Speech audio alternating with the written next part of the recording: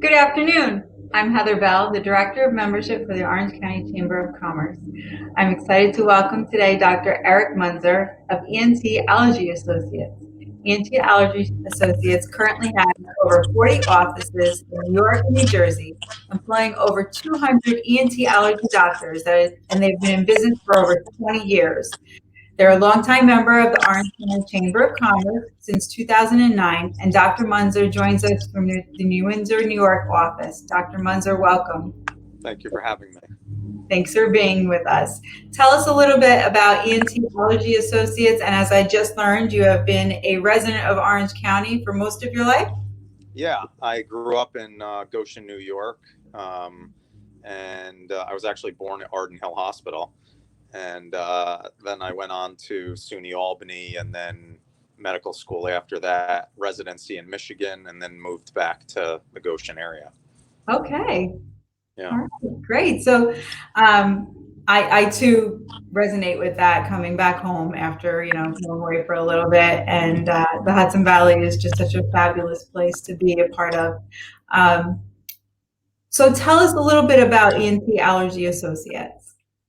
So ENT and Allergy Associates was founded a little more than 20 years ago, and since then has grown exponentially. We have approximately 220 ENT and allergy specialty physicians with 40 locations throughout New York and New Jersey.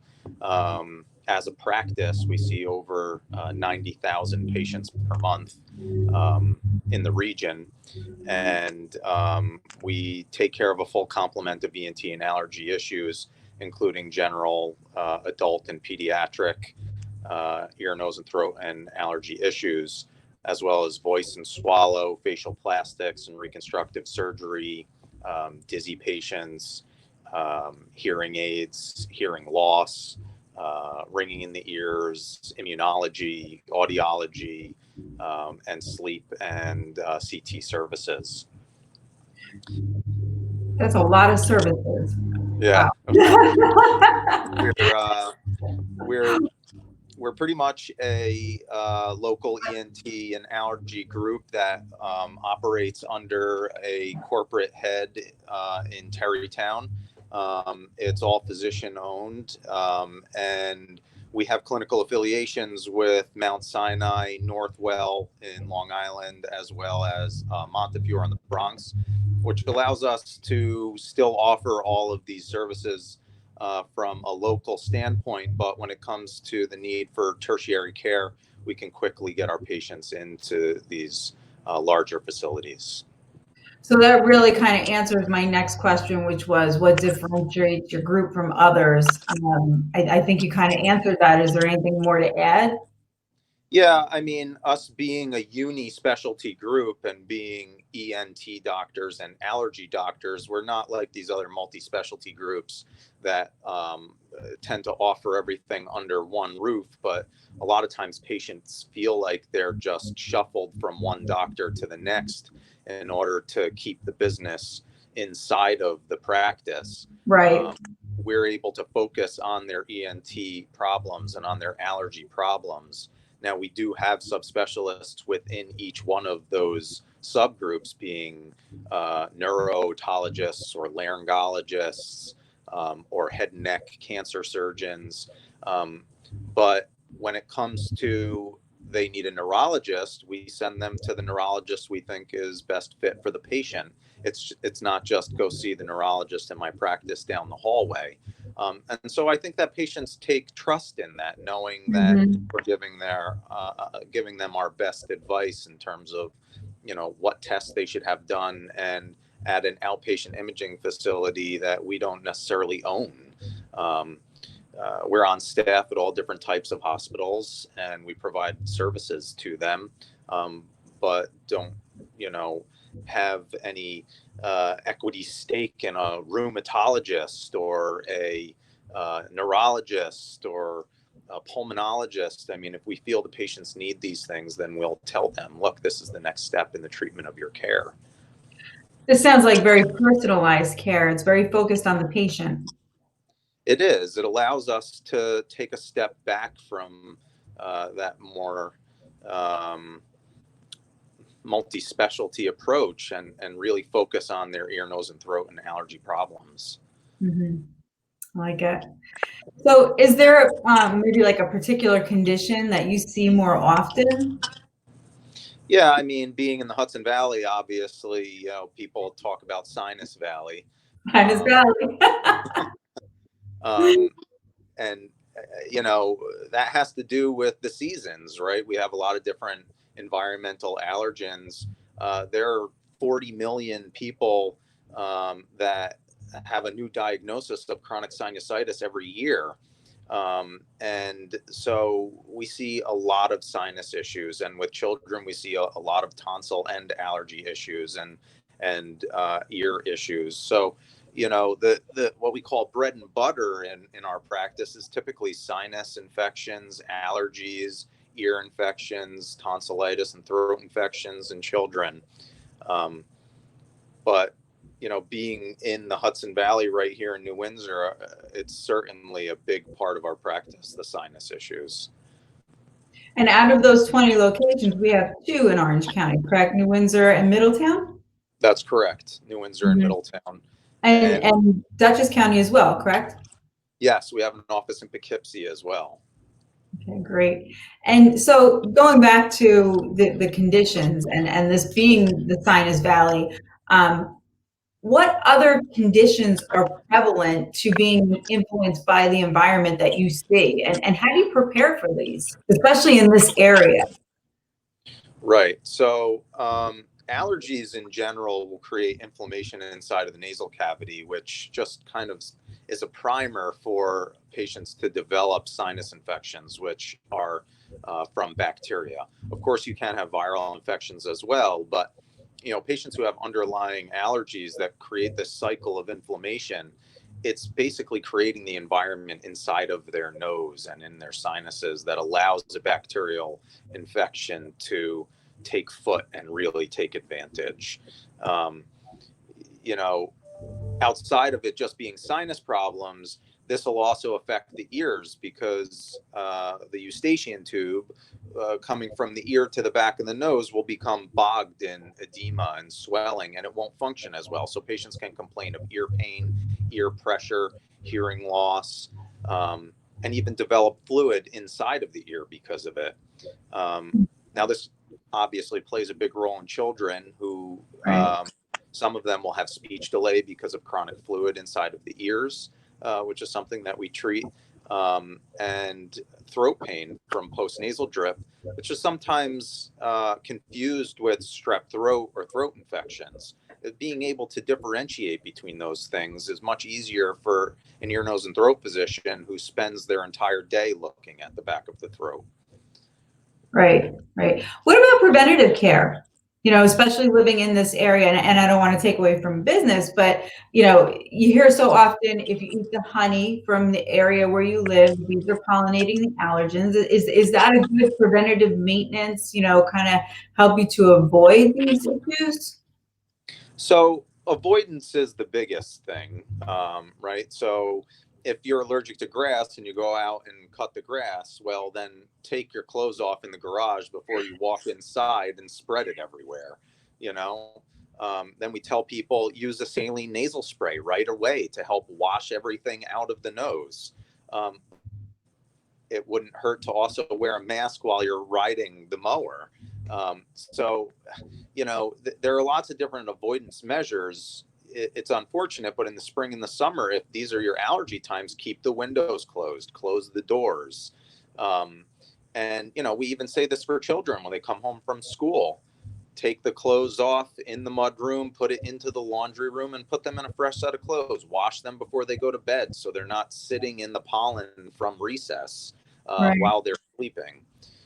But the biggest part is a lot of people get frustrated with having to take medications all of the time. The Allegra, the Zyrtec, the Claritin, or the nasal sprays like Flonase or Nasonex.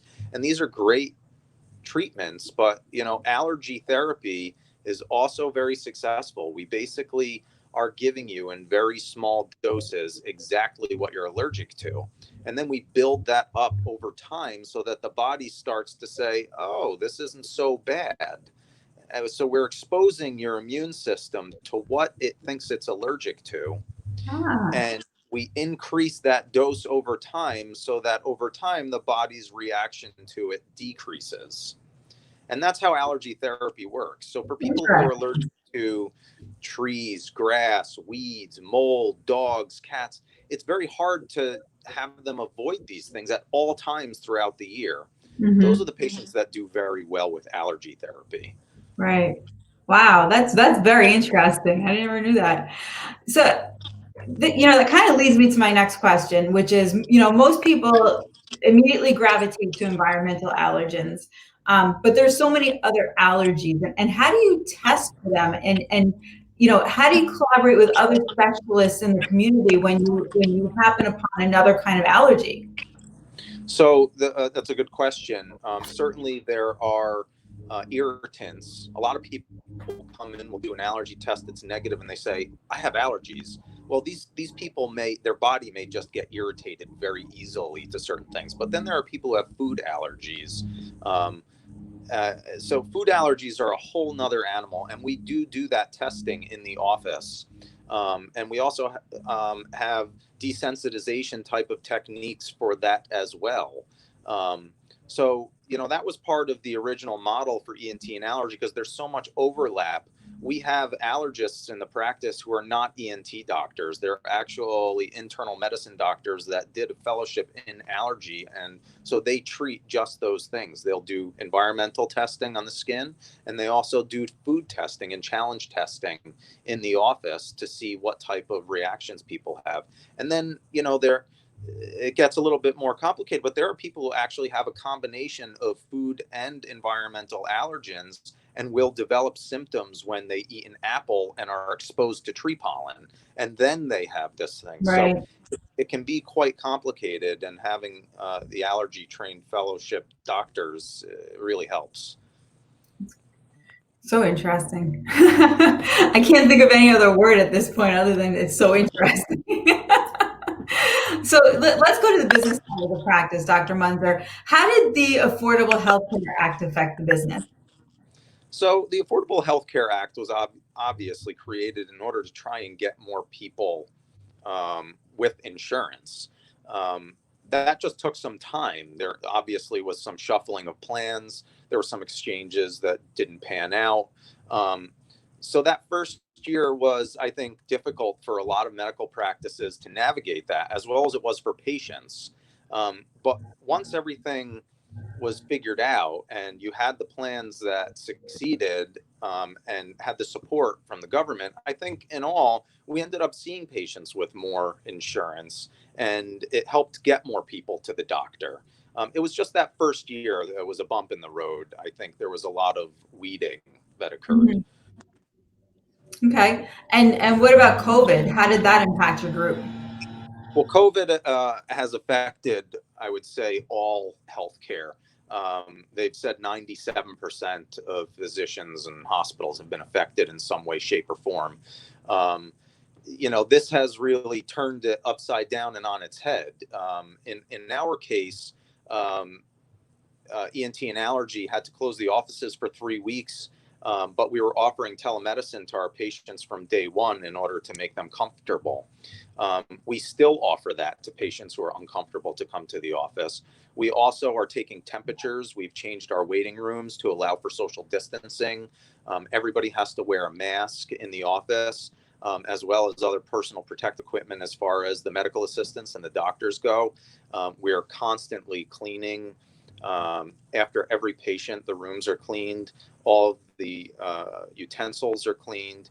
The check-in process is either digital, or they can call from their car and say, "I'm here, please let me know when my appointment is ready." And then we'll call and have them come in from the parking lot and directly into a patient room. So it's really affected the way that we do things, in that we have to offer a safe environment for people to be able to come and see the doctor. Now, that doesn't change the fact that there are still people very afraid to go to the hospital and very afraid to come to the doctor's office. So telemedicine is something that I don't think any of us ever thought would really take a foothold. And COVID has changed that significantly. And I would fair guess that it's going to remain around now because of that.